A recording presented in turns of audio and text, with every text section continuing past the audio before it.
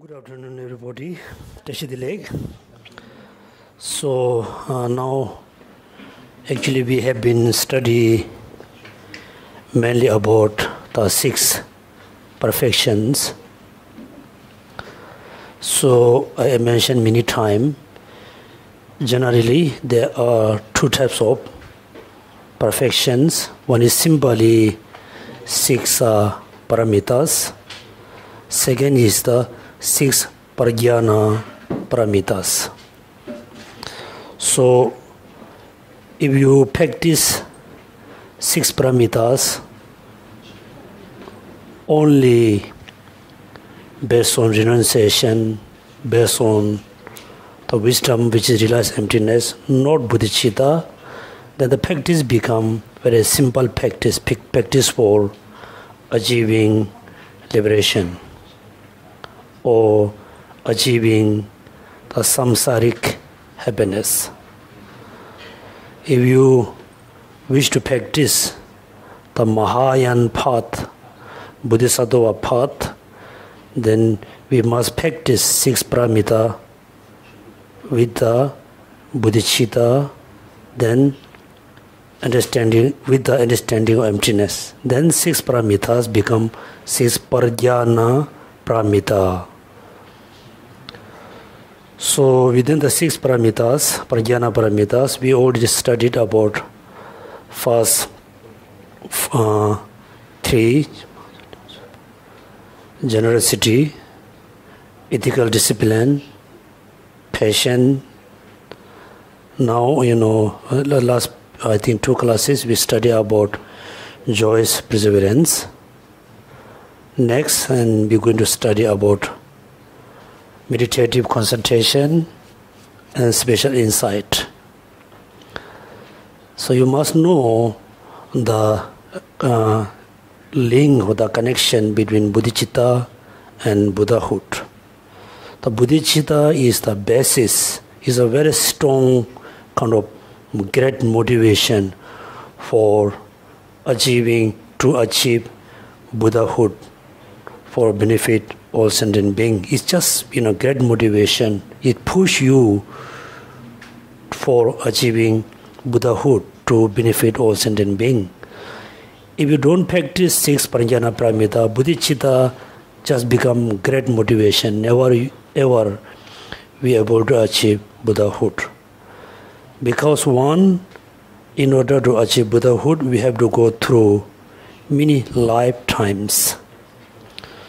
So, not just lifetime, we have to go through, the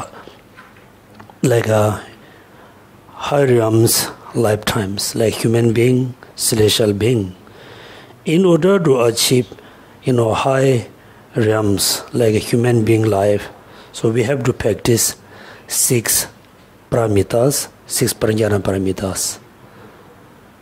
If you don't practice generosity, only ethical discipline, still you will born again as a human being, but you will have a lot of difficulties lacking of the daily necessities. Also, if you only practice generosity, not ethical discipline, yes, still you will born as a human, but you will have a lot of problem to have a calm mind, to have the beautiful features. So we have to practice 2 of them: generosity, ethical discipline. Then if you don't practice patience in this lifetime, then you have a lot of anger, hatred. The anger, hatred always make you ugly, and also other people make ugly the feature. So that's why we have to practice patience in order to have a beautiful, attractive life in next life. Then if you don't practice joyous perseverance this lifetime, then next lifetime you will become very lazy human, lazy person. Even though if you don't have a joy perseverance, then you remain always lazy. Even though you practice, generosity, ethical discipline, patience, and joy, perseverance, if you don't practice the meditative concentration, then we cannot have much progress in our practice. So, for example, you realize emptiness, you generate bodhicitta, you generate great compassion. You're not able to fully focus on it, on them continuously, like 4 or 5 hours every day. Then you're going to forget the object of meditation. Then you have to focus. Even though you're able to practice the 6 paramitas, include meditative concentration, if you're not able to practice wisdom, then you're not going to understand, you're not able to realize the truth, the reality. If you don't understand reality, then we have always confusion. Therefore, in order to achieve liberation, we must practice 6 paramitas with the renunciation and emptiness. In order to achieve Buddhahood, 6 paramita, renunciation, bodhicitta, emptiness. So within the 6 paramitas, the bodhicitta is look like foundation. 6 paramita is the main approaches, main methods to achieve Buddhahood. So you must know the connection between bodhicitta and Buddhahood. So the Lamrim class, actually all the Buddhist knowledge, which is knowledge you gain through like a Buddhism, through Buddhist texts, teaching, all knowledge, all experience should not be just knowledge and experience. Please try to use them to become good person, happy person, in order to reduce all the negative thoughts. If you just use the knowledge, the religion knowledge, as a just knowledge, then those can be cause to increase your ego, increase your self-center. Please make sure all the Buddhist knowledge, which is your gain from teacher, books, friend, audio, YouTube, whatever you have, the knowledge and experience, information about Buddhism or Buddhist knowledge, you must use to become antidotes of one of the negative thoughts. So if we practice, if we use it, all the knowledge, mainly, becoming antidotes of one of the negative thoughts, then definitely, day by day, month by month, year by years, you become more happier person, calm person, compassionate person. Then, moment of the death, before you really close to death, you don't have any kind of sense of attachment about this lifetime. You don't have a very sense of scary fear about next life because you are very prepared. Many people has a very, lot of confusion, moment of the death, lot of attachment, lot of clinging, craving about this life, this, within this life, with your own belongings, your relatives. Everybody has a, lot of confusion. Also, everybody have a very sense of scare, worry about, dying. So if you yourself tend how should not have, a lot of strong clinging, attachment, craving about your belonging, your body, your power, your position, your relatives, then moment of the death, you have a very peaceful, peaceful mind and happy mind. Then you can sit anywhere. Okay, there's Lord, sit. You can be died with a very peaceful mind. If you're able to die with a sense of peaceful mind, happy mind, then that moment you have a positive mental attitude. Due to the positive mental attitude, then the positive attitude can be cause to repent the positive karma. Then you will definitely, you will take a good rebirth in next life. So I ask you to do homework about the patience. I'm not going to do test today. I hope you have done. Is done is good for you. If you haven't done, is bad for you. So I hope everybody done little homework about patience, because patience is very important. You can see most of our daily emotional problem, problem with breaking relationship where your family, your friends, your co-worker, all problem which is we have because we are not enough patient. We don't have enough patience. So practice patience is so important. If you're able to practice patience, nothing can be difficult. Nothing. Even though you walk in the hot weather for few days, you are okay. You're able to be patient with the hot weather, cold weather, very disturbing person, disturbing food, So most of problem which is we have because we're not able to practice patience. We are not enough patient. Even though just between two friends has a problem because they don't know how to practice patience.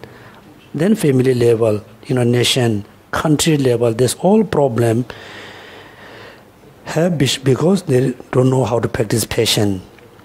So within the six paramitas, now we are have been studying about joy perseverance. So you must remember all the subdivisions. So I do short review. So you just listen, then you don't have to look the textbook.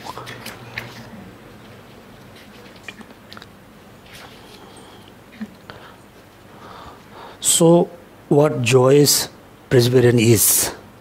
That means, number one, we must recognize what does mean joyous perseverance. Then number two, how to begin the practice of joyous perseverance. Number three, the divisions of joyous perseverance. Number four, how to practice. Number five, the summary. The number one, what does mean joy perseverance? That I mentioned at the beginning of this topic. We should not mix up effort and joyous perseverance. If you put a lot of effort with the negative actions, for doing bad things, still you are putting a lot of effort. But the efforts is not joyous perseverance. The joy perseverance, you must put effort. The effort must be for positive action, positive result. This is important. So when you have focus upon something virtuous, joyous perseverance is enthusiasm for it. That means when you need to think, you need to see the virtuous action or virtuous. For example, doing meditation. First you must focus on meditation. Then you put effort for doing meditation. That means joy perseverance is kind of action, taking action to achieve, mindfulness, to achieve great compassion. Then make sure, when you have focus upon something virtuous, this is the object. Virtuous is the object of joyous perseverance. Then The nature, what's the nature? This means, enthusiasm for it. This is the nature of joyous practice. How to begin? All practices you must begin with contemplating, meditating on benefit of practice this, and disadvantage, not practice that. So before you practice joy perseverance, you must know, if I practice joyous perseverance, what kind of benefit I can have. If I don't practice, what kind of disadvantage I have. When you see the two things very clearly, then you really will put, effort. Then divisions, that we have like 3 types of joy perseverance.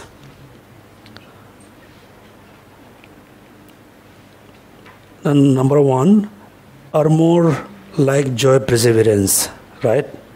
What does mean? Perry. Prior to actively engaging themselves, they put on the armor on preliminary enthusiastic thought, such as, for a trillion sets of 3 immeasurable great yawns, each composed of days as long as 1,000 great yawns, I shall not... Can you make a summary? Sure, just... Summary? Yeah. Because you read, right? yeah. Because armor is the example, right? When you go in war, in the ancient time, people, the army, they wear what? Armor. Make sure they won't go, the knife won't go through a bullet. Look like bulletproof. Now you can call bulletproof.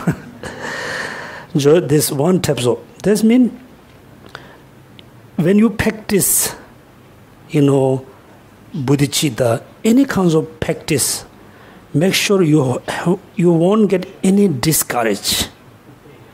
Any difficulties, you are ready to face them. It doesn't matter the time. It doesn't matter, even though look at, when you open Lamrim book, when you read about great compassion, you are very moved. Your mind is very moved, by practice of great compassion. So actually, when you see the difficult person, very strange person, then you're not able to practice. You become, discouraged about practice of great compassion. That means you don't wear the armor. In short, can I use the word courage? No, armor is the example, right? You should not have any discourage. You. But courage. Courage, the opposite of this. No. Courage is courage, no? Courage is. Is it possible that we can call that persistent? Persistent. Because it's like bulletproof, Yeah. Whatever arrow comes, you still can defend. Yeah. Courage also. Anyway, so you think about, number 1 is the armor like joy perseverance. Number 2, joy perseverance of the gathering virtues is same. Number 3, joy perseverance of acting for the welfare of living being. That means when you put, when you face some difficulties during your practice, you should not become discouraged.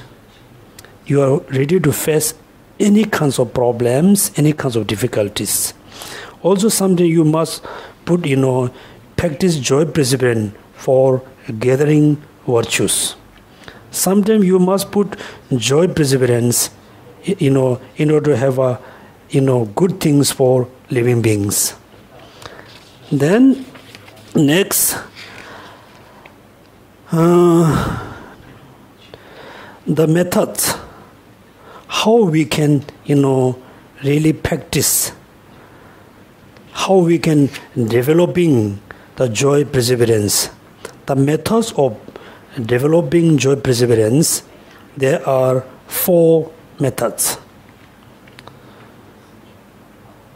Because we need to eliminate the unfavorable condition that prevent joyous perseverance, right? That means when we try to practice joy perseverance, then we have, some difficulties. That's why we have to prevent this one. And also gathering the force of the favorable conditions. Then, based on elimination for unfavorable condition and the accumulation of favorable condition, being intent on the joy perseverance. How to use joy perseverance to make them the mind and the body serviceable? There are 4 kinds of methods how to practice. Then within the number 2, force of the favorable condition.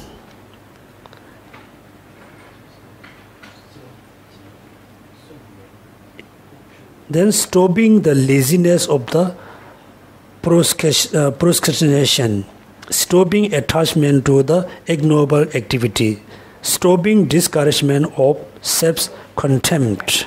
So those are the big obstacle to practice joyous perseverance.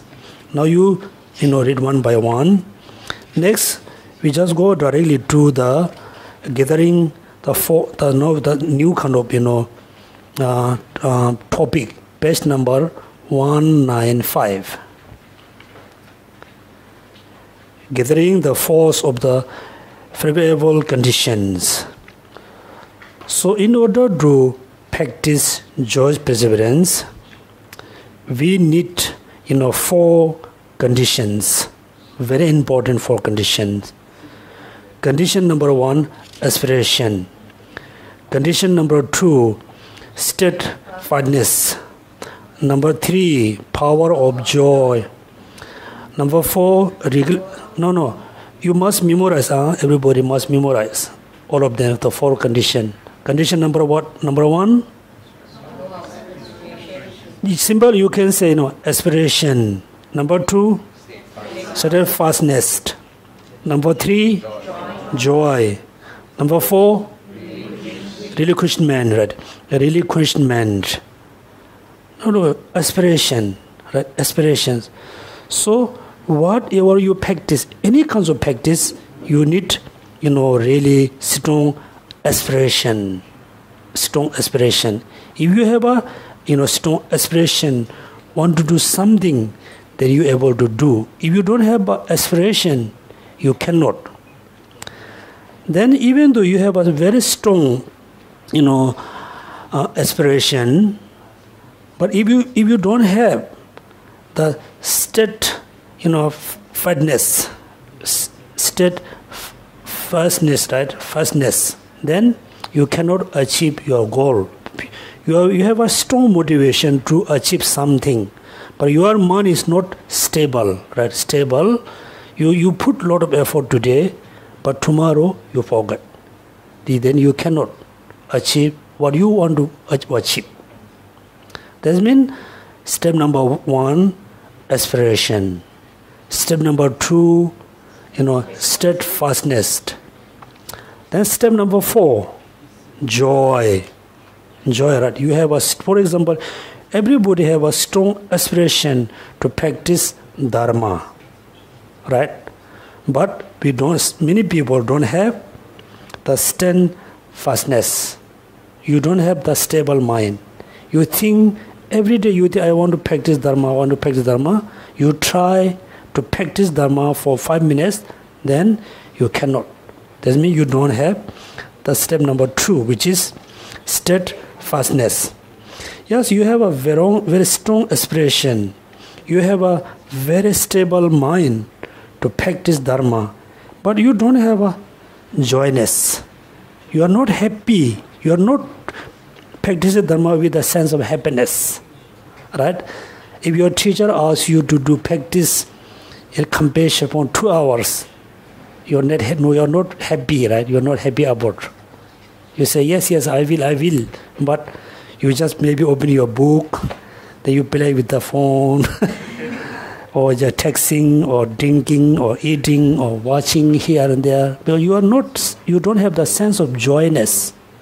If you are very enjoying, doing practice, then you practice continuously, right? That means number 3, you really need a, sense of joy.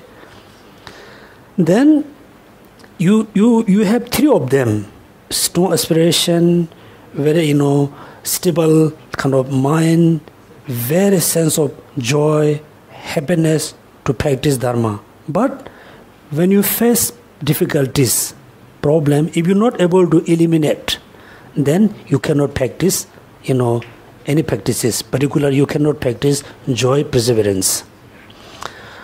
Now, related to the aspiration is important here. Developing the power of aspiration, as it is said that yearning acts as the basis for joyous perseverance. First, you need yearning. That means you think you have a sense yearning. Means you are looking something important goal. Then you really want to achieve. I want this kind of yearning. The need to generate is state. Then aspiration here refer to the yearning. The need to generate, it is set. Then look at my present destitution has arisen from my own aspiring of the teachings, both now and in the past. How would forsake aspiration for the teaching? That means look at in the past life and this life, I don't have really the aspiration. Due to that, I could not practice the Dharma, right? Dharma. That's why we should not forsake. We should not forget to the aspiration for teachings. Teaching, not you teaching something. You should not forget to practice of the teaching, practice of Dharma. Then you think, how I can practice teaching? Teaching is kind of sound, right? You say voice or sound or books. No. When we say teaching has a true meaning, the textbook also refer to teaching. The meaning of the Dharma, meaning of the all the meaning of the content also you can refer to teaching. First, you need very strong aspiration. There's, I think, few important things I want to stress here.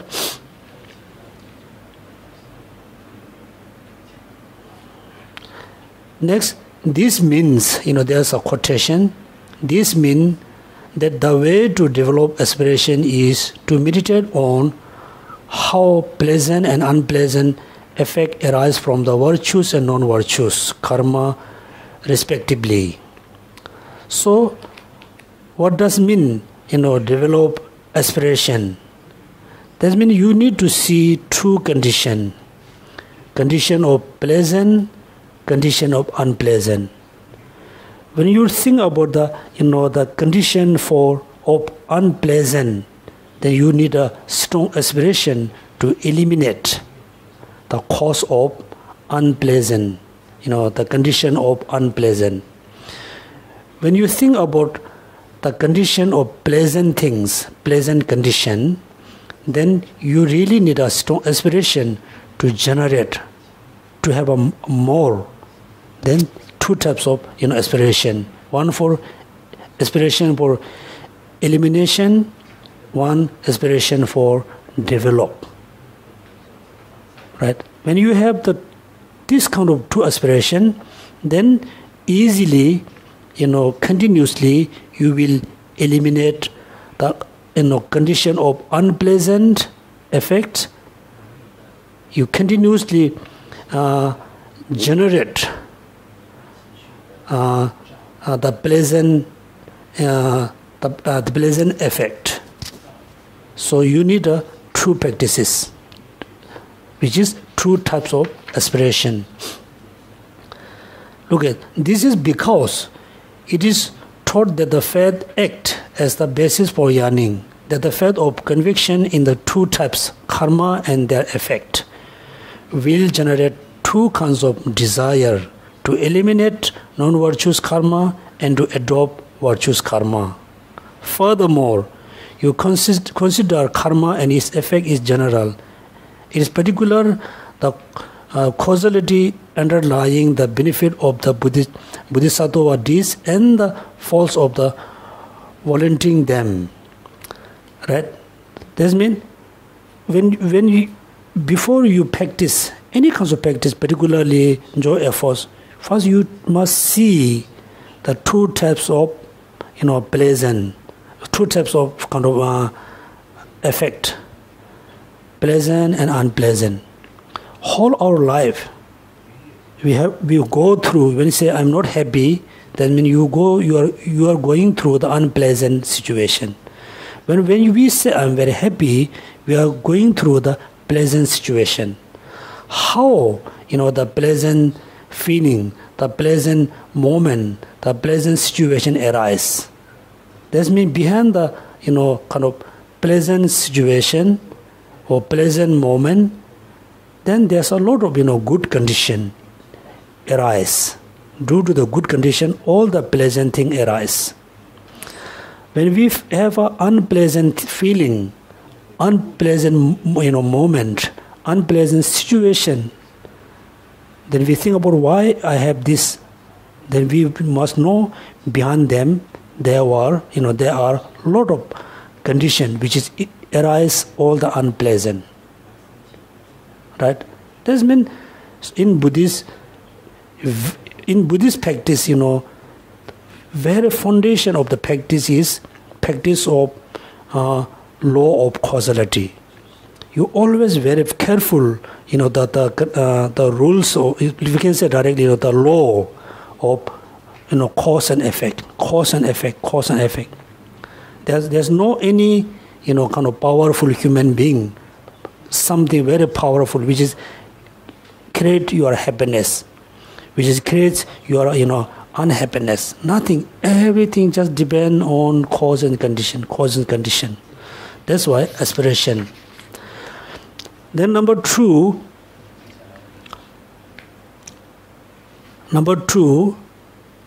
what is the power number two? Steadfastness. Right? That means even though you can see yes unpleasant condition produce unpleasant effort, pleasant kind of virtuous condition produce the pleasant kind of situation, then you need this kind of mind, you need a stable mind about knowing the virtues always produce pleasant thing, non-virtues always produce unpleasant thing. You need a very very stable mind.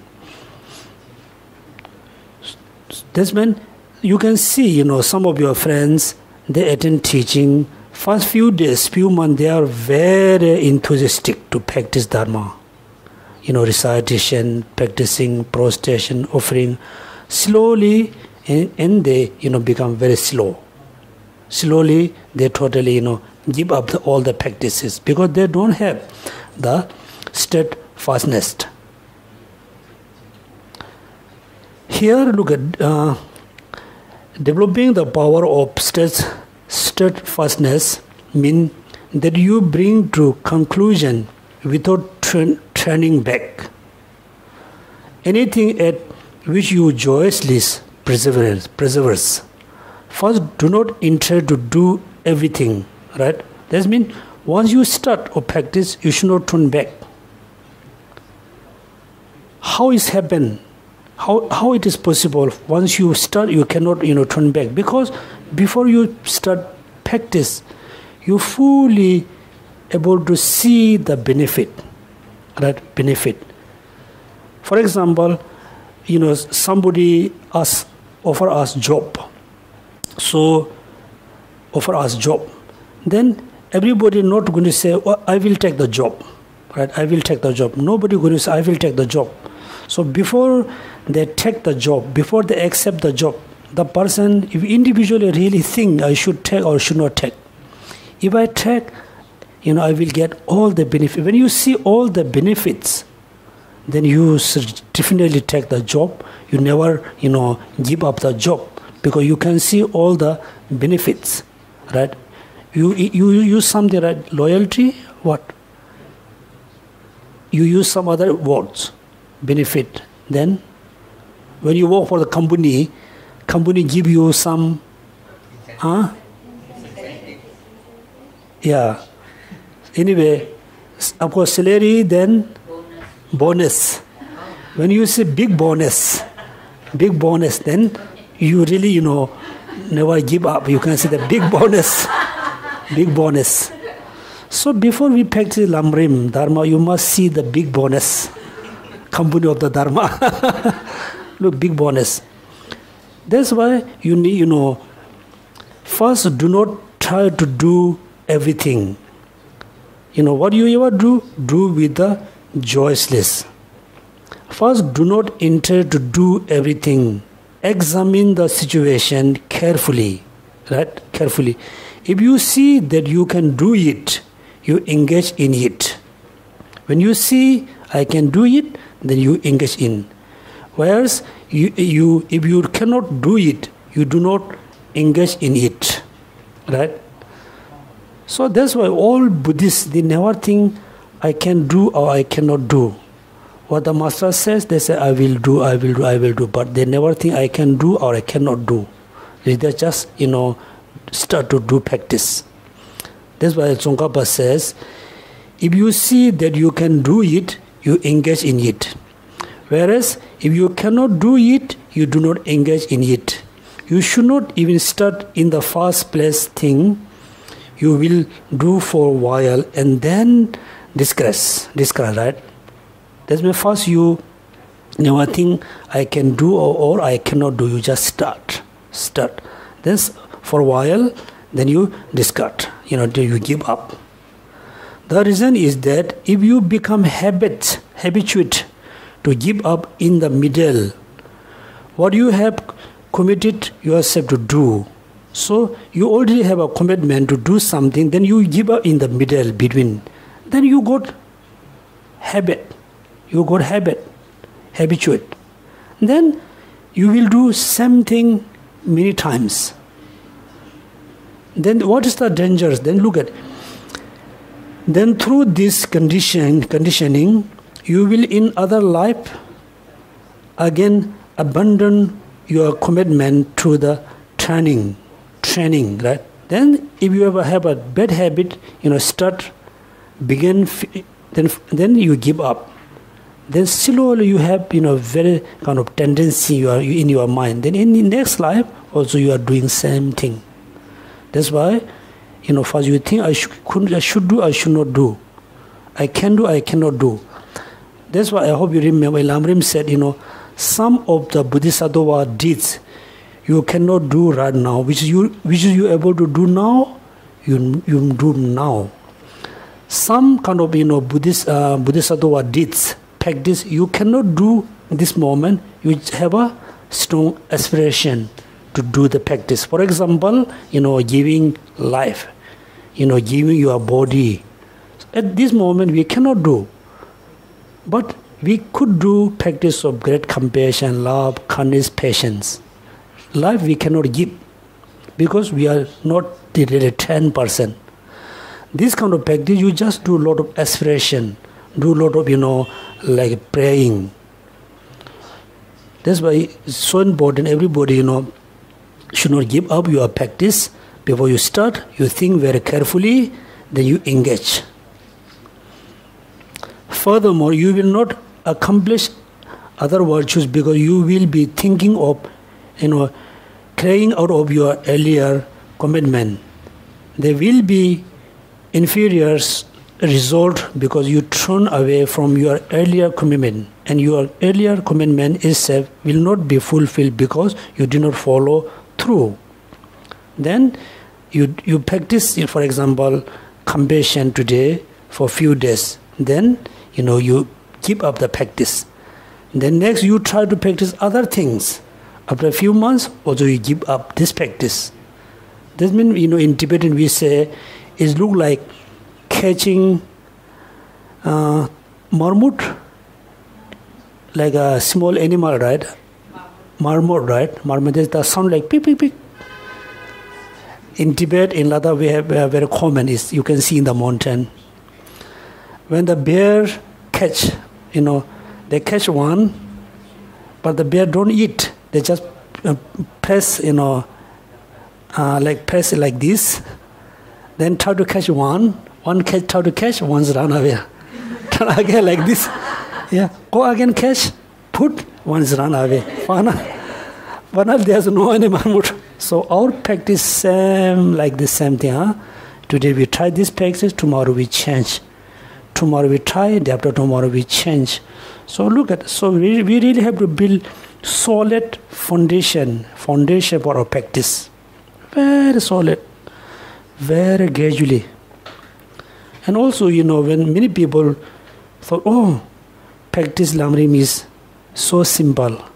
I want to practice Vajrayana. Which then the Vajrayana, the action, Tantrayana, those are so simple. I want to practice the higher Tantrayana. Then finally, you don't have any practices. So how we can, build the solid foundation. That means first you really learn, how the external phenomena is functioning. How things arising, falling, arising. How? You just look at the external conditions, external phenomena. Yes, something arising because you can see the condition is there. Or after a few months, things arise is falling. Why? The condition there. Then, based on this knowledge, you think about your inner world. Why I have this kind of, negative emotion arising? Why positive emotion arising? What are the cause and condition? First, you really have the good understanding of, the cause and effect. Then, when you fully believe, the law of causality, cause and effect, fully believe.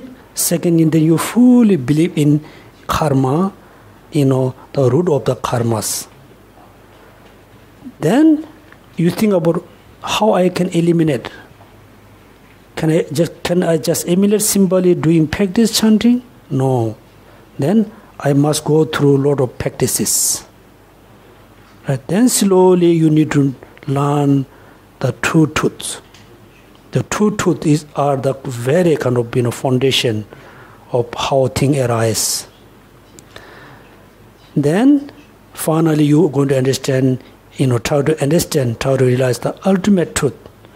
Then when you fully understood the conventional ultimate truth, then you are going to understand the triple gem, Buddha, Dharma, Sangha. This based on believing, based on having faith on law of causality, then you're going to understand the true truths. Based on knowing true truths, then you're going to understand the three jewels, Buddha, Dharma, Sangha. Then you have a strong belief and strong faith in Buddha, Dharma. That faith never be declined due to sudden reason. Then slowly, when you fully believe in Dharma, then you need to think about how can I achieve Dharma. Then slowly you can practice, bodhicitta, emptiness, so and so. So please everybody try to build the foundation, try to build solid foundation of practice of Dharma. When you have a solid foundation, then you never turn back your practices. Okay? That's why, number 2 is, power of steadfastness.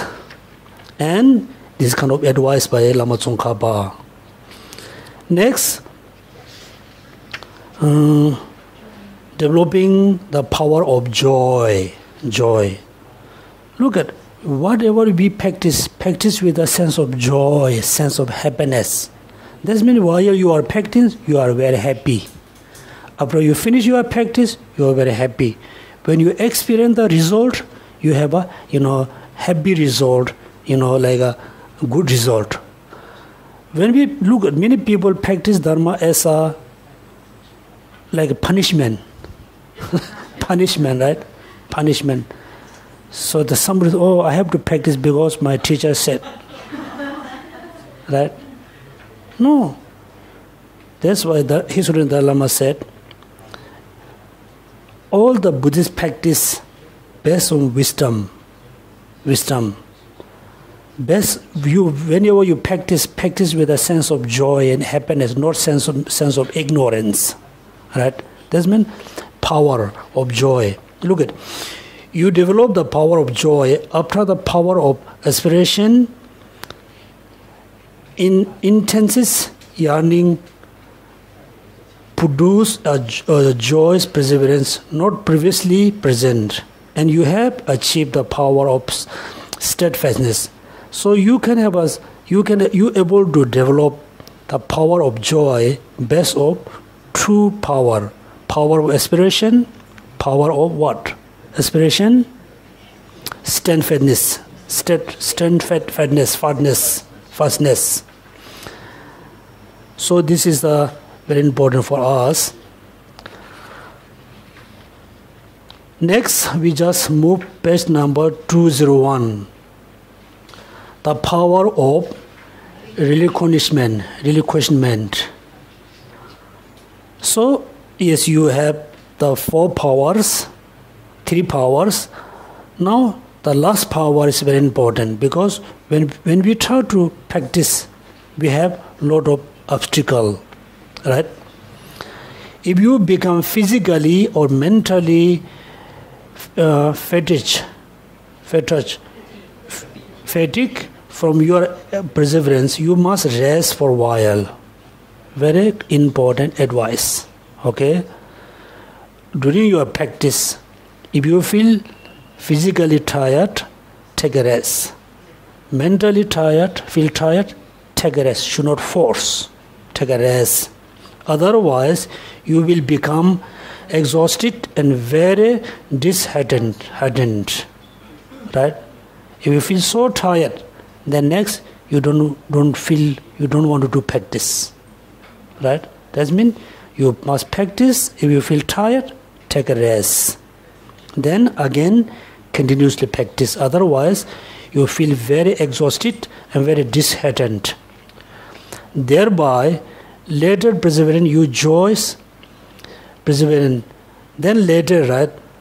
Thereby later preventing your joyous perseverance. Immediately after you have rested. In the previous, preserve again, and when you have complete finished, another important problem, look at. When you complete finished your earlier activity, do not let this satisfy you. You must joyously preserve the other highest activity. Let's say, we everybody try to practice great compassion. We practice great compassion for 20 minutes. Then feel so tired, but we, don't want to take a rest. We still push yourself to practice more. Then you feel so tired. The next day, you never think I want to practice again. Because yesterday you feel so tired. Yesterday, you feel when you feel tired, if you could take a rest for a few minutes, drink tea and coffee, be relaxed, start again. Then today you don't have the sense of tiredness, right? That's why you take a rest, again practice. Then sometimes we practice for 2 hours. Then we really feel good about the practice. Then we did same thing. We did same thing, same time, same effort. We never try to develop furthermore. We never try to practice, bit higher level. For example, you practice compassion based on, 1%. Then you feel very happy, you feel good about it. Next day, again, same thing, you focus, same person, you generate compassion. Next day, again, you do same thing. You never think the compassion, you bring more higher level. That means next day you extend the object. First 1%, second day like 10%, third day 100%. Finally you can focus all sentient beings. That's mean the more you extend the object, and the compassion become better. If your object is same, then the compassion always same. You never able to generate in a greater level. That's why look at. And when you have completely finished your earlier activity, do not let this satisfy you. You must joyously perseverance at other higher activities.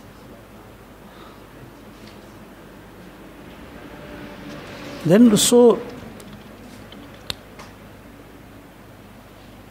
how we can really generate further the compassion furthermore? Then we can generate the joy perseverance furthermore based on eliminating the unfavorable condition. Is mentioned 4. Now you can look at the last paragraph. Based on the elimination of unfavorable condition and the accumulation of favorable condition, being intent of joyously perseverance. After you have thus identified the 3 conditions unfavorable to joyous perseverance, you attend their remedies. First, we must identify the 3 conditions which is unfavorable joyous perseverance. Then we try to find the remedies or antidotes. You generate 3 powers. That means 3 obstacles, then 3 antidotes. Right? When you practice joy perseverance, you will have a 3 kind of unfavorable condition. Then we need to use 3 remedies. You generate the 3 power, the power of aspiration. Then number 2, the power of steadfastness. Number 3, the joy which never want to discontinue. So those are the antidotes, right? These are remedies. So what are the 3 conditions? 3 unfavorable condition. What are they? Based on your Lamrim, can you tell me? What are the 3 unfavorable condition?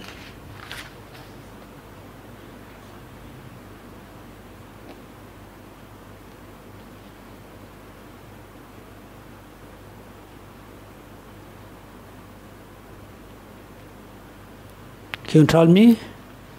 What are the 3 conditions, unfavorable condition?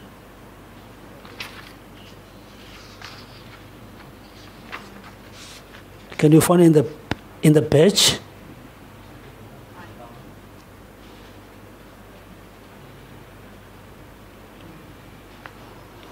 The opposite, okay?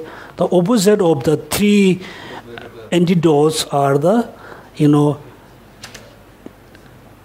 obstacles. So what is the opposite of the aspiration? Opposite of the aspiration. What is the opposite of the steadfastness? Opposite of the joy?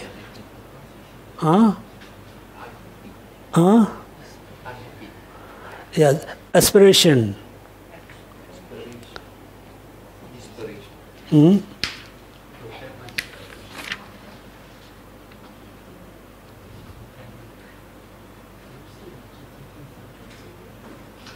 I think you just in English book, I think here.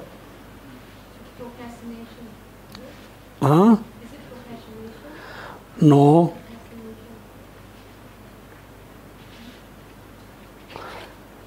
I think here is explained very nice in Tibetan.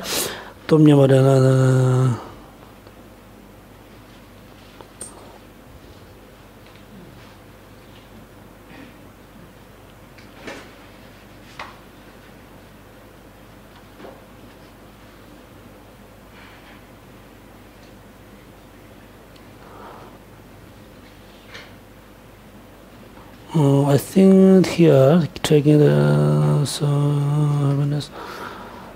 joyous, joyous.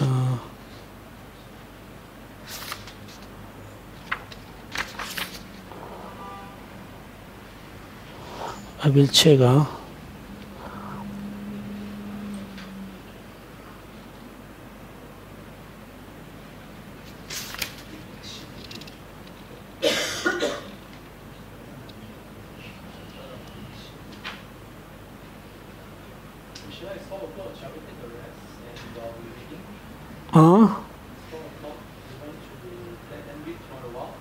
No, because I cannot find this in English. The next paragraph also mentioned only there's 3 obstacles, but it's not listed the 3 obstacles. Yeah, it's mentioned in Tibetan, must be in English.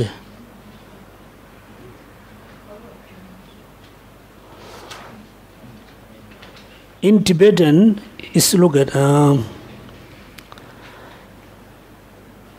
when you put, when you practice joy perseverance, when you put effort, you put too much effort, also become obstacle.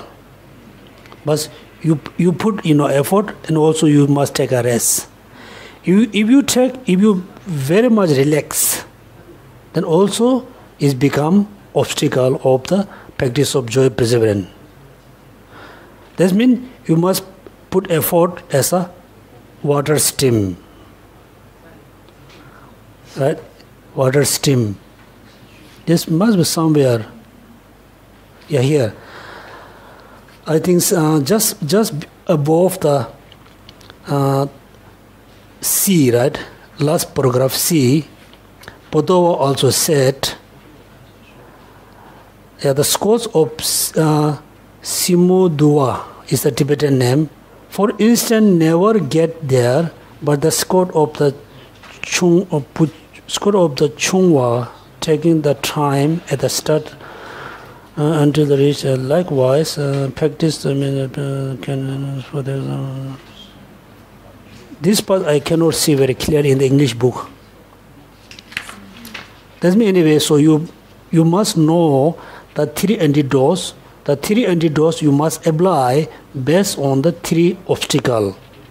I think the opposite of the aspiration, opposite of the steadfastness, opposite of the joy.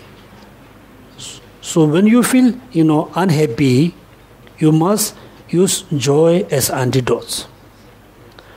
When you feel, opposite of the steadfastness, then you must use the steadfastness as antidotes.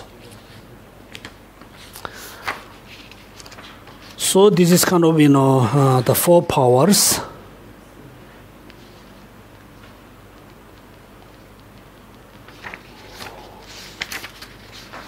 Okay, so next we just stop here. Then next we start the perfection of meditative stabilization.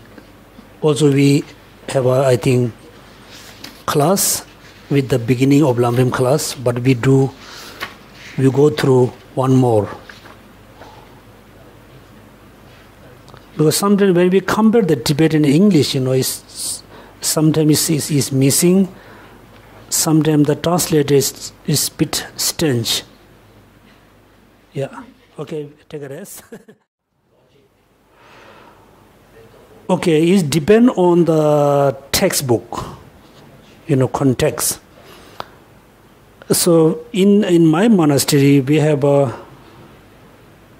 few Dura books. Some Dura is very small, one is a medium, one is very big. It depends on. Within the Dura, there's so many different subjects. mainly introduce you the basic knowledge, basic, idea about all phenomena, include mind, include person, permanent, everything is kind of foundation for study Buddhism. Then, when you study mind and mental factor, when you study about prajnana, paramita, is study based on the Dura. Dura is the kind of like a road map. For example, first we have a Singapore map, right? Then you have to go particularly like a, parts of the Singapore. It looks like a road map, very important. That's why if you don't have a Dura knowledge, when you read any Dharma book, you always have a problem to understanding problem, because you don't have the basic idea about, Dura. Yes. Okay, next we... Geshe-la, Yes. on that account, in the future, from time to time, teach a little bit on the Dura. We don't have to focus on specific, the whole text finish, but from time to time, when you feel like the Lamrim is teaching some certain ideas, you can take them out and teach us on certain terms. Can we request Geshe-la? No. I'm honestly, I'm very happy to teach any textbook, any teaching, but honestly, I'm not sure all of you serious practitioner or serious practice or not. You can ask me to teach anything. If you just study about as a general knowledge, I don't want. If you want to study as a very important, very necessary for your practice, I'm happy to teach, happy to explain. But I'm not sure all of you were a serious student or serious practitioner or not. If I told you many times in Gelang, since Gelang, if you become serious, I will become serious. If you become so-so, I become so-so too. It's depend on you, yeah. Why not? If you already, I want to study because I want to practice. If you say, I will teach. If you say, I want to study because I want to gain knowledge, then I say, I don't want. It depends, yeah. In the future, after we finish other class, then maybe I will think about. Make sure whatever you learn, make sure you practice. Make sure you got, experience of practice, not experience of study. I really can see some of, study continually for almost 4 years. I can see their knowledge is getting better. But their knowledge is getting better, but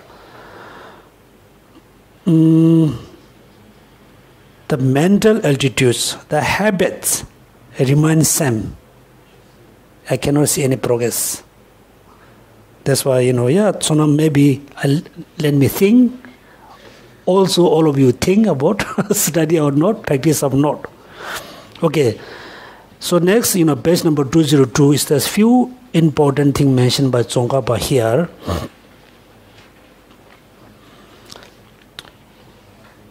As page number 202, after said, as to how you are to act when you joyously perseverance at eliminating what is to be eliminated.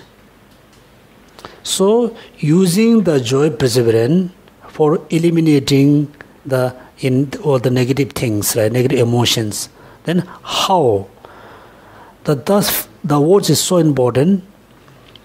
The Bodhisattva did states, look at, as a seasoned warrior approaches the sword fight with the enemy, I shall parry the blow of afflictions and strongly strike the affliction my enemies. Can everybody read this one? As a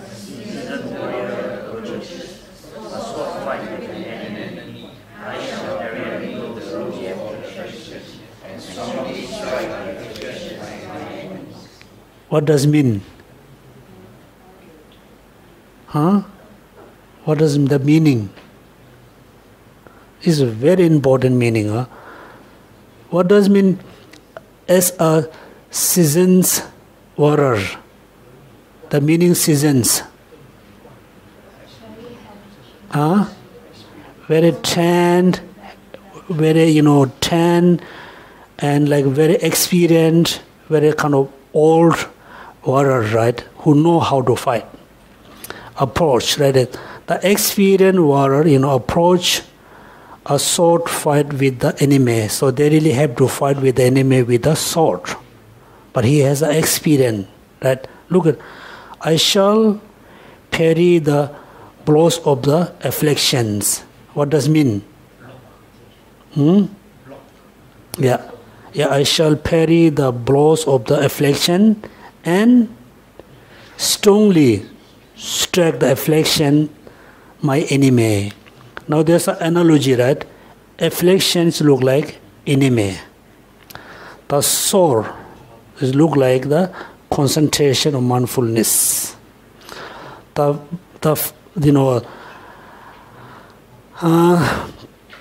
Approach is how to use it.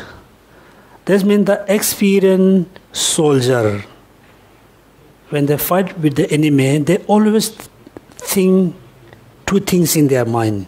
Two things very important. How to kill, how to protect themselves. Okay, how to use the knife, also how to protect. If you only focus using the knife, if you don't focus how to protect yourself, you can get wound. Right? If you only thinking how to protect yourself, right? Only thinking, but then you cannot eliminate the enemy. Right? You have to focus two things. You must eliminate the afflict emotion.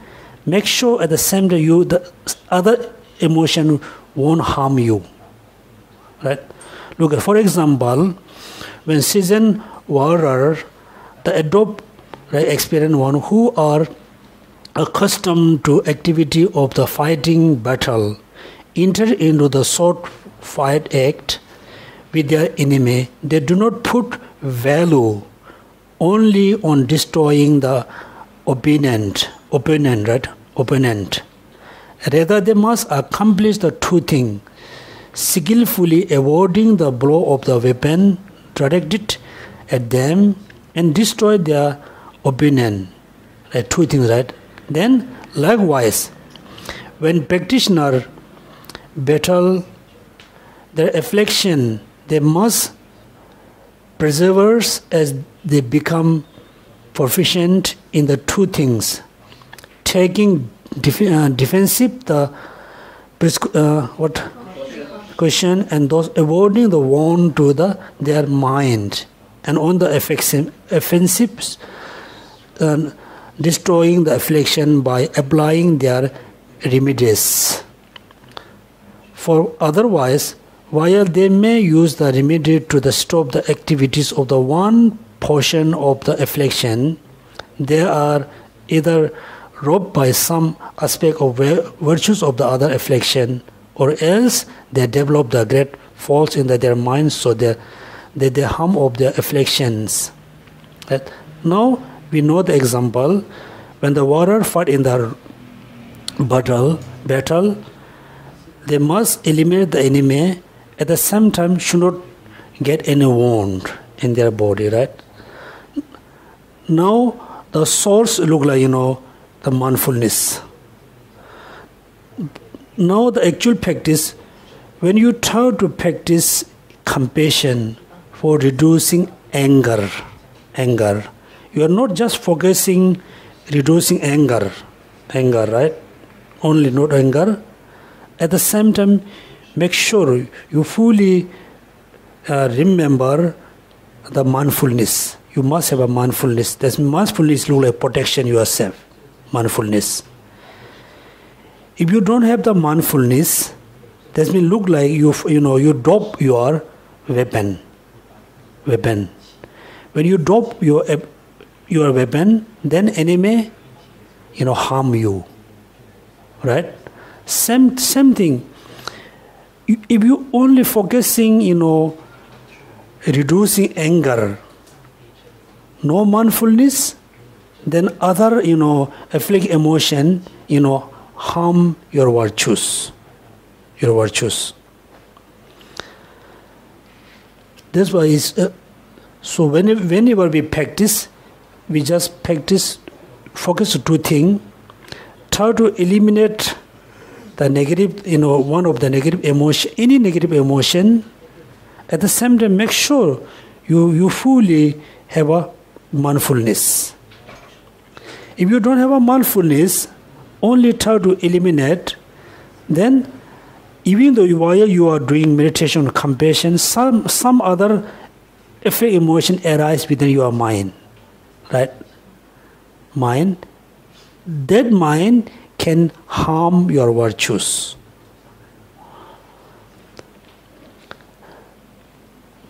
It's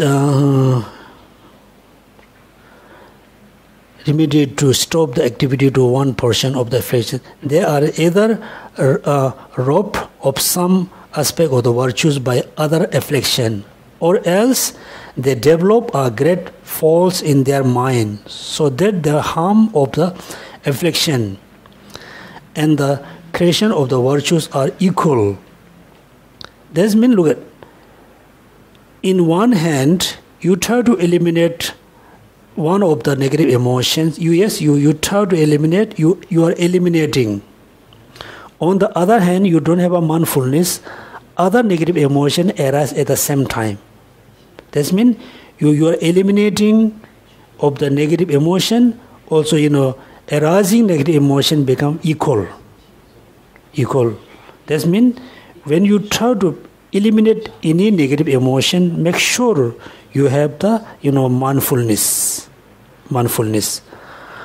Now they explain how to mindfulness. I think to cite an example, some people may think the knowledge is most important for the practicing the teaching, and the make knowledge alone crucial. So many people also think, right?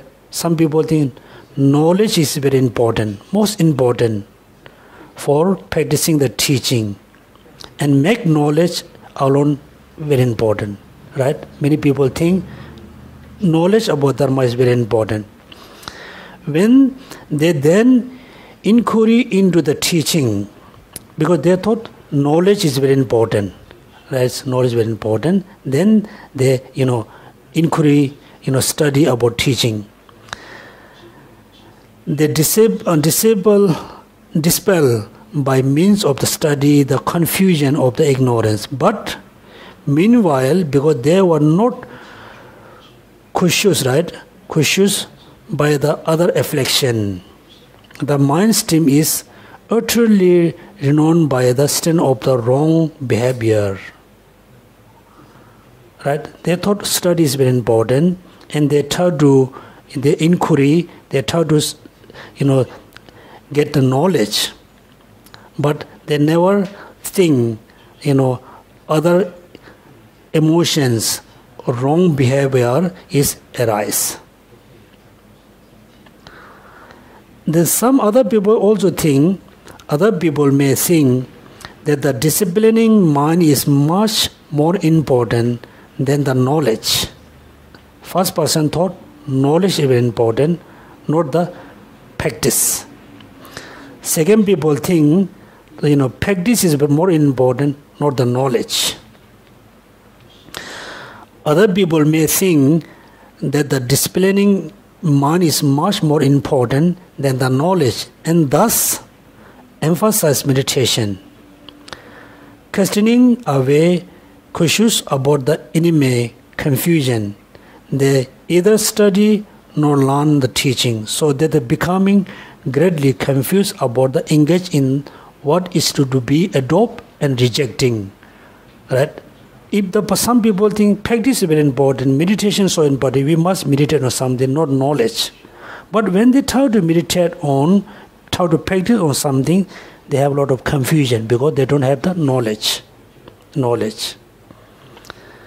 Then finally, no knowledge, they don't know which one must adopt which one must reject. Right? So that's why we have to emphasize both study and practice. Practice as well as study. If you only study, no practice, that means you gain knowledge. Then due to that knowledge, many afflict emotion harm you. You have a lot of negative thoughts. And somebody only emphasizes about practice, no knowledge. When they practice, they have a lot of confusion. They don't know which one must practice, which one must eliminate. That means we have to do both of them, which is knowledge and practice. Practice and knowledge. That's why, the founder of the Kadamba, Domdumba Gyawenjune said, I'm Kadamba,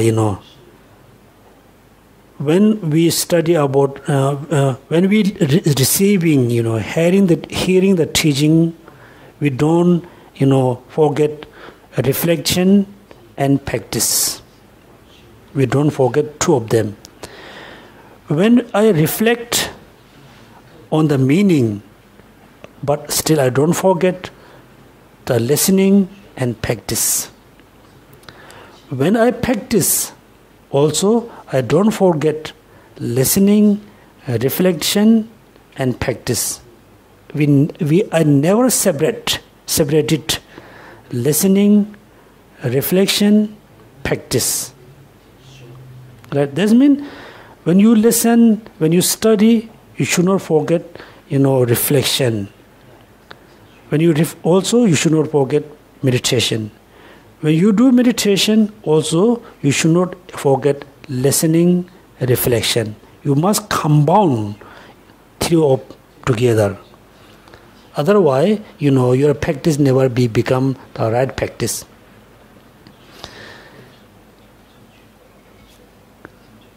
Rules, and then there's, I think, then Shivan.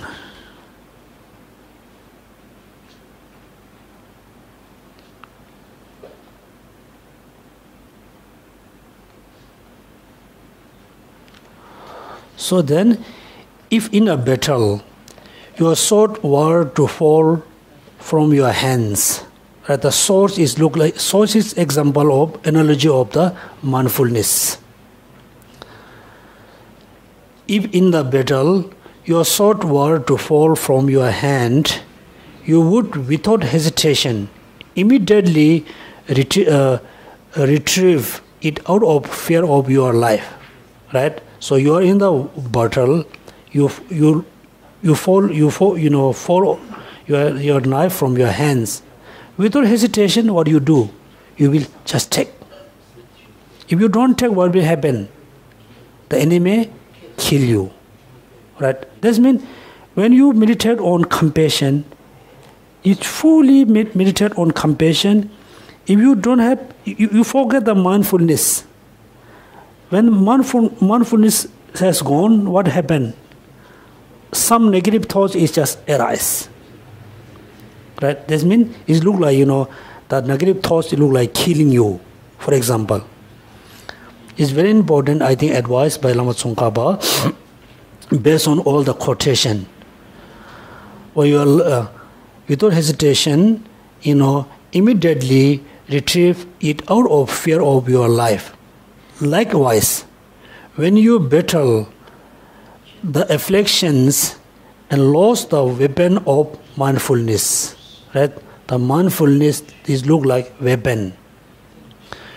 When you lost the weapon of mindfulness, which does not forget the subjective and objective aspect of the engage in what is to do, to be adopt and rejecting. What is to be cast, you must immediately, repeatedly mindfulness out of fear of falling into miserable realms. Right? Clear about the weapon, the battle, the affliction. Right? This means again, let's say we everybody meditate on impermanence. First, you read a books or you listen some audio, you just remember impermanence. You fully focus, your mind fully focus on impermanence. That means you hold your weapon in your hands.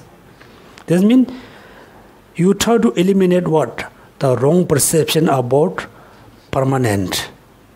Right? All conditioned phenomena impermanence. That means you are trying to eliminate the wrong perception, which is perceives as permanent. You are eliminating due to meditate on impermanence. And you are holding the sword, which is mindfulness. Right? You are fully mindful. The drop,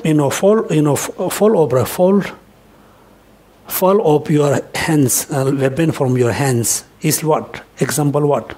Then forget the mindfulness. You don't have mindfulness. You know you are not mindful.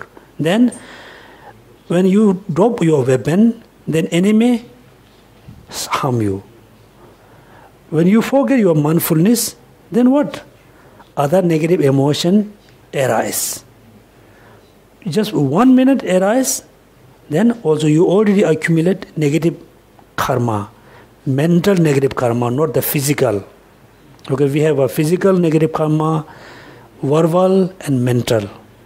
The mental, karma is so easy to, arise. That means when you practice, make sure you have a mindfulness. Mindfulness out of fear of falling into the miserable realms. If you drop your sword in battle out of fear, you quickly pick it up. Likewise, if I lost my weapon of mindfulness in fear of hell, I quickly retrieve. Then I think there's another important quotation. Yes, I think.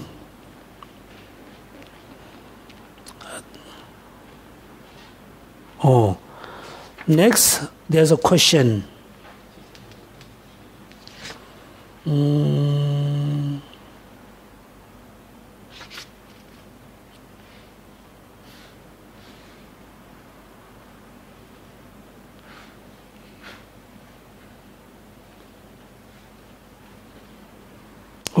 Page number 204.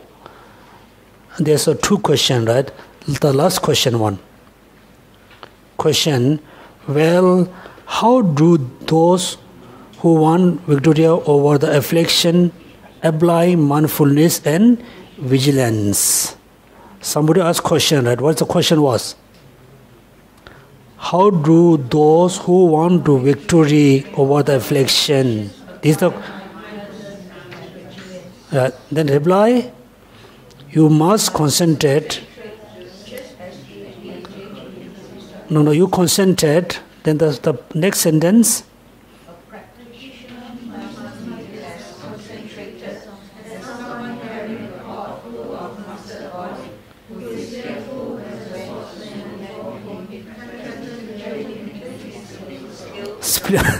Not easy, right? Look at now they ask question, right? How we use mindfulness and vigilance.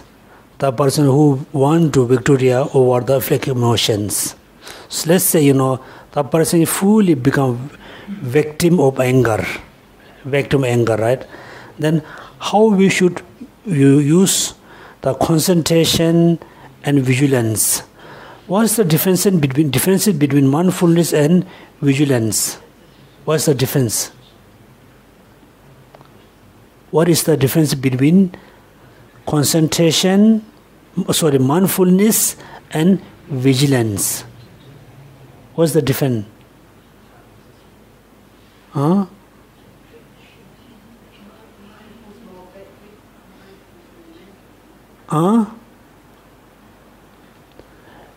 Based on English, word, can you differentiate? Yes, mindfulness, you just fully mindful, right? Vigilance?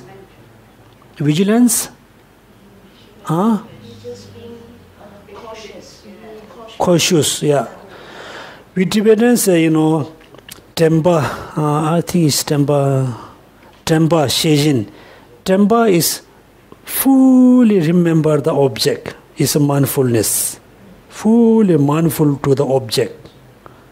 Mindfuls. The vigilance means one man must check. It looks like, teacher and student.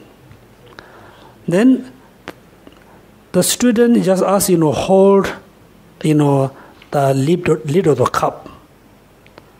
That means the hands is look like mindfulness. That cup, the lid is look like the object. That the teacher asks, you must hold this for 2 minutes, 10 minutes or 1 hour.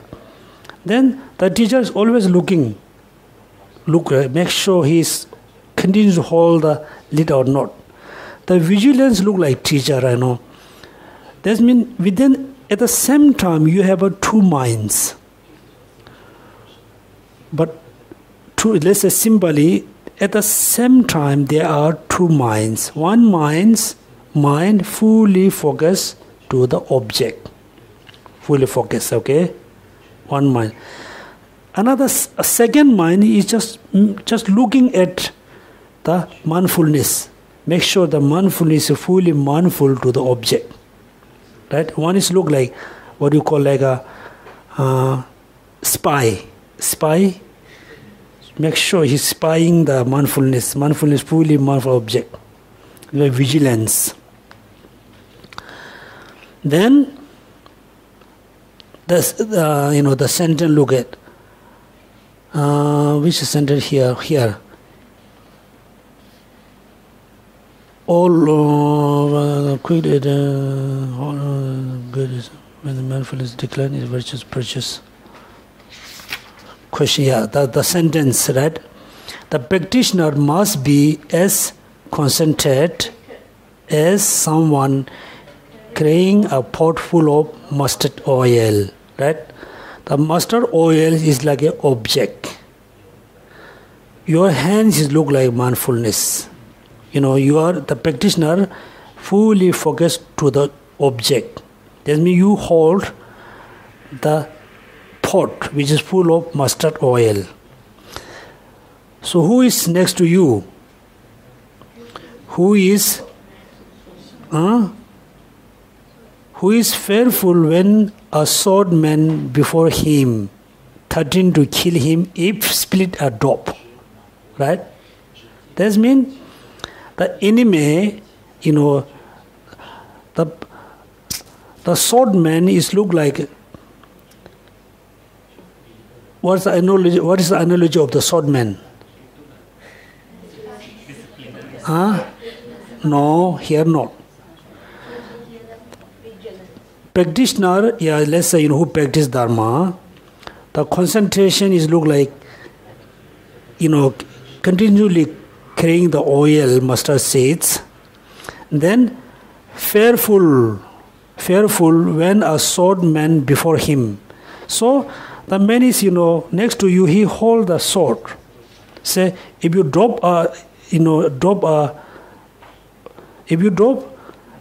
split a drop of oil, I will kill you. Kill you, right? That means the sword is look like the forgetting the mindfulness. When you forget mindfulness, then the sword drop on you. That means other negative emotion arise. Clear? Holding the oil is look at concentration. Split the drop of oil is look like forget the mindfulness. Then the man who hold the sword is look like other afflicted emotions is ready to arise. Okay, arise. That means make sure whenever you practice, one, you fully focus the chosen object, try to eliminate the particular emotion. At the same time, make sure you should not forget the mindfulness. If you forget the mindfulness, some other emotion arise. So here I think few important we all must learn.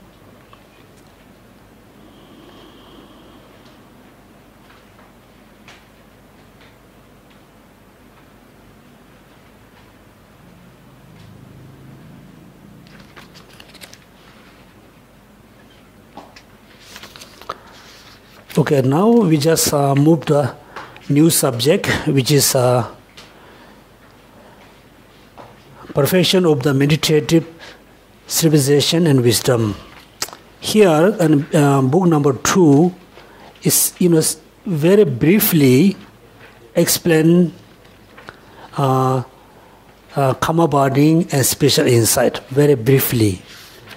Then, book number 3, the volume number 3, explain very precisely about the 2 practices, very precisely. Okay, so we already have a short class about the meditation with the 4 noble truths, right? Okay, we start. Page number 219, right? 209, 209, yeah, 209. Same thing. What meditative civilization is? How to begin? The division. How to practice? Summary. So before you turn on your page, can you tell me what is the meditative civilization is? We already talked about, right? What meditative civilization is?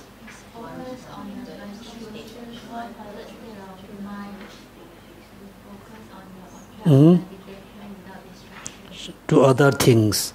So this is the kind of definition of meditation. Look at meditative civilization is a virtues. One pointed state of mind that stay fixed on its object of meditation without distraction to other things. Look at this mean. What does mean meditative? Meditation. This mean they must focus to the virtuous object. Virtues is virtues. That means meditative civilization is a virtues. Then focus to the chosen object. The mind fully focus. Should not have any distraction to other. That means when you think about meditation, you must think that the meditation is always virtues. Virtues. Okay? If you only meditate on simple object like flower, or like say stone, it can be concentration, can be mindfulness, but cannot be meditation. The meditation always be virtues. How? Why? How and why? Because the meditation mainly focus to eliminate one of any of the afflict emotions. The meditation must be antidotes of one of the afflict emotion. Right? If the meditation always be antidotes of any negative emotion, then always be virtues. That means you're talking about the nature of meditation. Second, how mindful means just one chosen object. Should not have a distraction, means should not move the mind to other object. Right? For example, you can see the eagle. The eagle, when the eagle sit on the rock, on the tree, they just sit there continuously without moving. Right? The small bird just come, stay a few minutes, they move there. Right? Moving here and there. Then when we do meditation, our mind fully just fix on an object, should not change the object very often. It depends on, beginning of meditation. If you feel, today I have a strong anger, then you can change the object.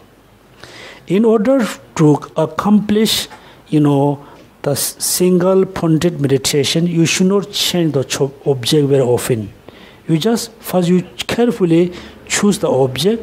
You always meditate on the same object until you achieve the single pointed meditation. Because once you have one mindfulness achieved, once you achieve one mindfulness, then you don't have to learn meditation for all phenomena. For example, Buddha said, once you realize emptiness of one phenomena, one phenomena, for you very easy to realize emptiness of rest of the phenomena. Right? Understand? Once you understand emptiness of one single phenomena, then for you very easy to realize emptiness of rest of the phenomena. That means for you, just first you carefully choose an object, then you always do meditation on it until you accomplish the single pointed meditation. Once you accomplish, then you just change the object. Change the object. You are able to mindful how much you want, how long you want. That's why you should not change much your chosen object. Then how to begin? Do you remember how to begin to practice? How to begin the cultivation meditation civilization? Again, contemplate benefit and disadvantage of the not meditating. Division. How many types of meditation there are? How many types of meditation? We can divide in many different ways, right? If you subdivide meditative civilization according to the nature, there are two kinds. What are they? Mundanes and supramundanes. It's based on the like a nature. If you do so according to the orientation, how many types? Three kinds. What are they? Serenity, inside, both conjoined, right? If you think about the nature, it can be mundanes, can be supramundanes. So, according to Buddhist tradition, the non-Buddhist meditation, mainly according to the Hinduism, how they practice, karma barding, how they reduce the negative thoughts. Traditionally, we have two traditions, Hinduism and Buddhism. Okay, make sure you know, you must know this. According to Buddhism, Buddhist tradition, in order to reduce the negative emotion, you should remember the negative thoughts. Also, you must remember the root of the negative thoughts. When you eliminate the root, when you uproot the root of the every emotion, then all every emotion going to eliminate. They very much focus to cut the root of the negative thoughts. Okay, the non-Buddhist school like a Hinduism. So we have three realms. Right? What are they? Lower realms, then desire. Let's say totally desire realms, form, formless. Okay, we divide this samsara into three parts: desire, form, formless. So we include into desire realms. So as a desire being, we realize, I have a so attachment, anger. I have a lot of negative thoughts. I want to reduce. How? How you can reduce attachment? How? According to Hindu tradition, they compare desire realm and form realms. Let's say, if you are not happy, no, if you have a, let's say, like Africa, part of Africa has a lot of problems, right? Like poverty, so many problems. Then, still, the people have a very strong attachment about their own land, house and things. Then, how they can reduce the attachment? Then, the African person must visualize like other country like Europe and America.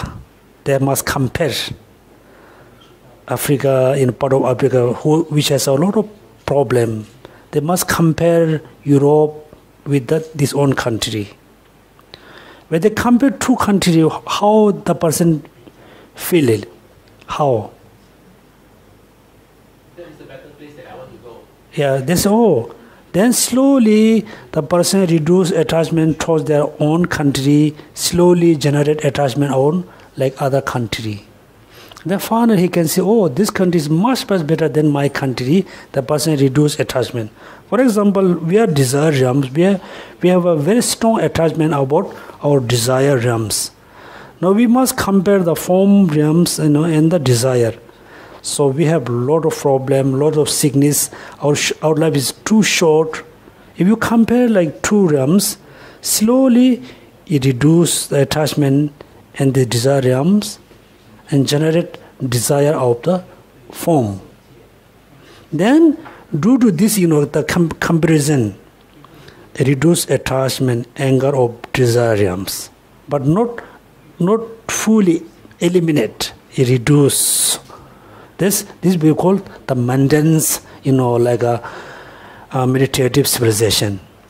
The super maintenance means if you fully focus the root of the suffering, try to cut the root, then you go beyond the samsara. That we call, super maintenance. Then next one, if you do so according to the orientation, there are three kinds. What are three kinds?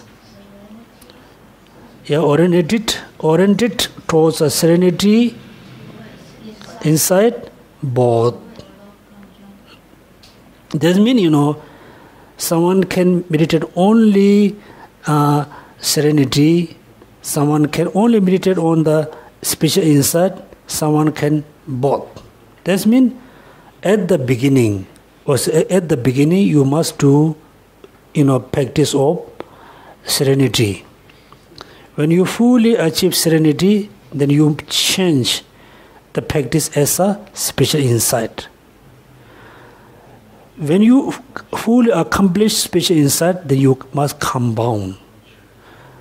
Then best example, was taught by the Indian master said, the serenity is look like, having a butter lamp in your hand. You have a butter lamp. When you bring the butter lamp close to the painting, there's no light. You can see the painting, right? It's painting. If there's some wind, the flip the fire, the light, you cannot see the picture very clearly. That means you must need a light. The light should not have a flick, right? Move, flick. Then, if there's no any wind, then you can see the picture very clearly. That means when you try to understand, the reality, the emptiness, you have a mindfulness, as well as you have a deeper understanding of wisdom. Then you can realize the emptiness very clearly. You can see very clearly. Next, another, division. If you subdivide it according to the function, there are three types. What are they? There are three types. What are they? Body and mind in bliss within the present life. Then achieve the good quality. Then well-being. So this one body, you must know, if I practice meditative civilization, I can have a stabilized body and mind in bliss. Second, I can have a better mental quality. Third, I can create out of the welfare of living beings. Those are the consequences of meditation, like a meditative civilization. Then, how to practice? Remember how to practice again. How to practice? Whenever you practice any virtues meditative civilization, you do so in association with the six supremacy, six perfections. I hope you remember this one. Next, how to attain the perfection of wisdom. So we go a little bit about the perfect wisdom. Yes, sir. 5 parts. What wisdom is, how to begin the generation of the wisdom, the division of wisdom, how to practice, summary. Then what wisdom is the very vast topic, wisdom. In generally, wisdom is what thoroughly discern the ontological state of the object understanding analysis. Okay, so based on English language, what does mean the meaning of the wisdom? Wisdom. Look at in Sanskrit, the word is prajnan, parjan or jnan. This is jnan. In Tibetan language, we say she-rap. She means aware, no, she. Rab means rub. Yeah, close, rub. Look at, we have a lot of knowledge, right? Everybody knows something. We have a lot of knowledge. Some knowledge is mainly useful for this life. Some knowledge is useful for next life. And some knowledge is very useful to overcome from samsara, overcome from suffering. She means awareness, knowing, knowledge. Rab means, the best knowledge, best awareness. That means you have a lot of knowledge. Within the knowledge, if you are able to know the reality, this knowledge can be the best knowledge. Right? Rab. The definition. Ontology, right?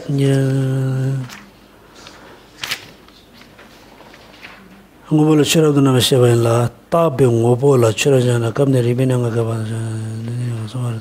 So then they talk about the 5 types of ontology. Then I think again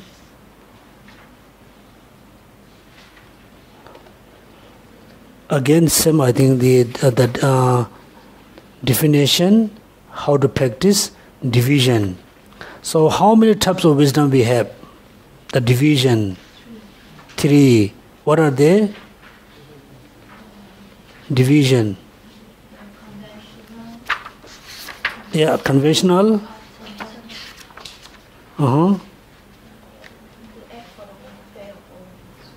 The division, the wisdom that knows the ultimate, the wisdom that knows the conventional, the wisdom how to act for welfare or living being. That means, wisdom that knowing the ultimate truth, the wisdom know the conventional truth, the wisdom know how to act for welfare of living beings. Within the 3 is, first 2 are of most important. Within the first 2, first we know the ultimate truth, then we will know the conventional truth. Okay? In order to know the ultimate truth, we need to use the unconventional truth. But fully knowing the conventional truth is very much depend on knowing the ultimate truth. Okay, the order. For example, how we know how we can realize the ultimate truth, using based on the conventional truth. The best one usually we use the image of the mirror, right? Mirror, right? Image of the mirror. Also, different school has a different analogy.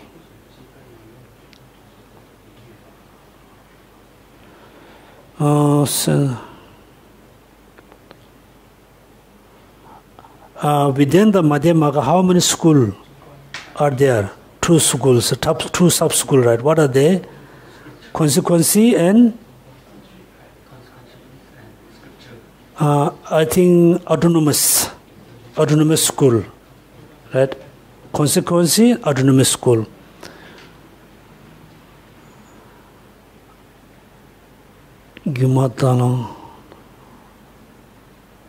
So according to the Madhyamaka school, the best analogy of emptiness of phenomena is the magician horse.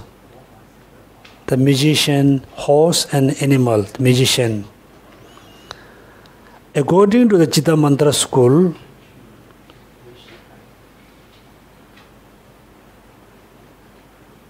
I think image or reflection in the mirror. Okay, now just think about the two example. So everybody, we are in the like stage at the magicians. So we saw beautiful horse on the stage. How we perceive the horse on the stage? How? Three conditions are so important. Three conditions. First, the magician need certain substance. It's not the fake magician now you can see in the movie. It's the real magician. Number one, they need particular substance to produce the horse on the stage. Second, they need particular mantra, substance and mantra.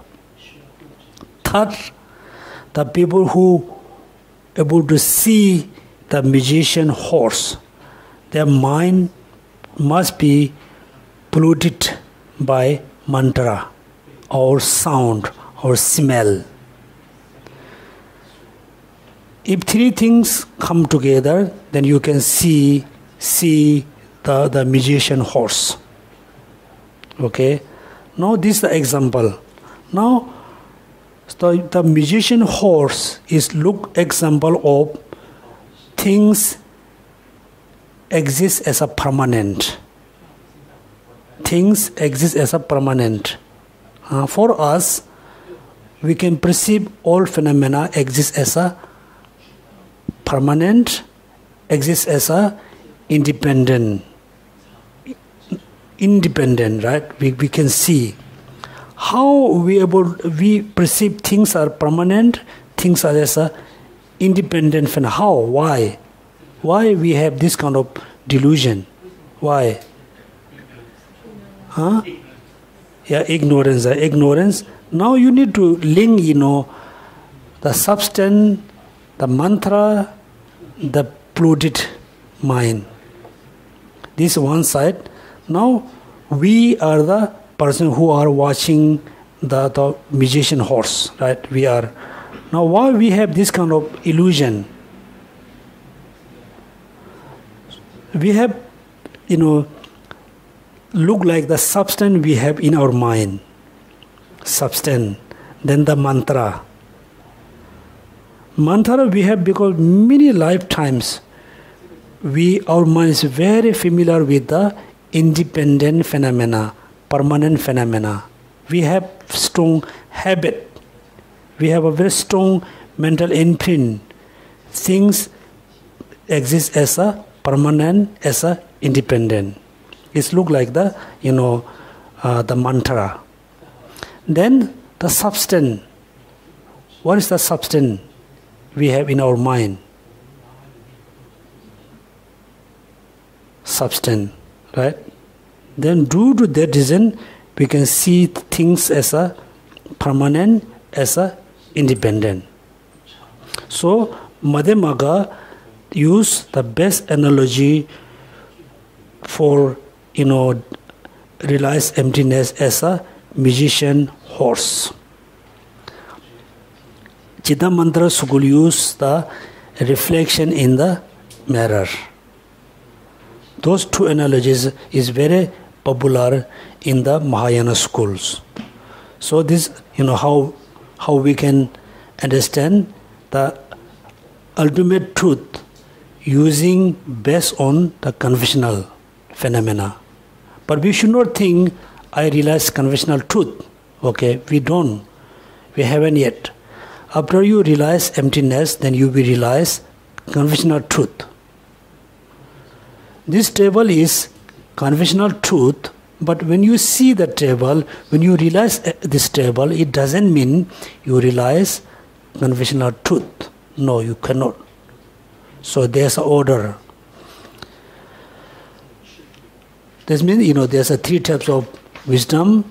Wisdom which is realized or knowing the ultimate conventional and welfare for others. Those are the division. So then how we can begin to practice wisdom? How? How to begin the generation of the wisdom?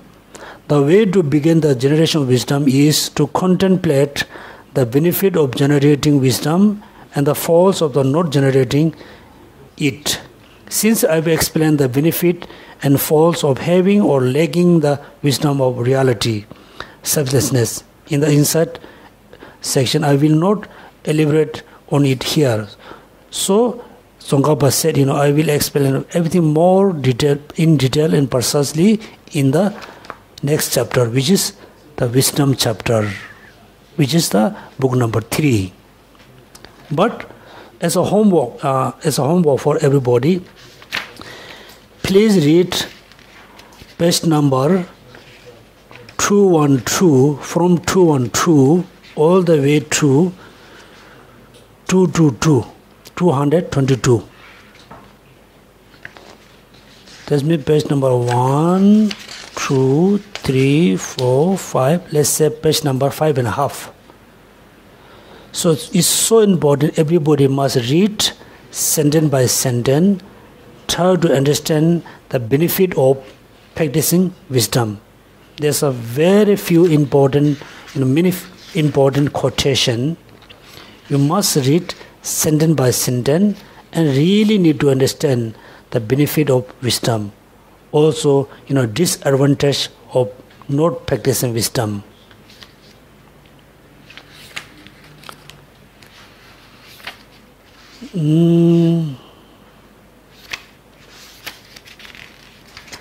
Then next we will start the book number 2, the volume number 3, mainly study about meditative civilization. It has almost how many pages? Almost 50, more than 50 pages. Okay. So again, when we just go through the main point, not page by page, within the 50 pages, I found there's a few steps are so important, how we go step by step to achieve the karma budding. Okay, so please make sure you don't forget the homework, and we start the book number 3 on next Saturday. Okay, so then we stop here, we do the dedication prayers.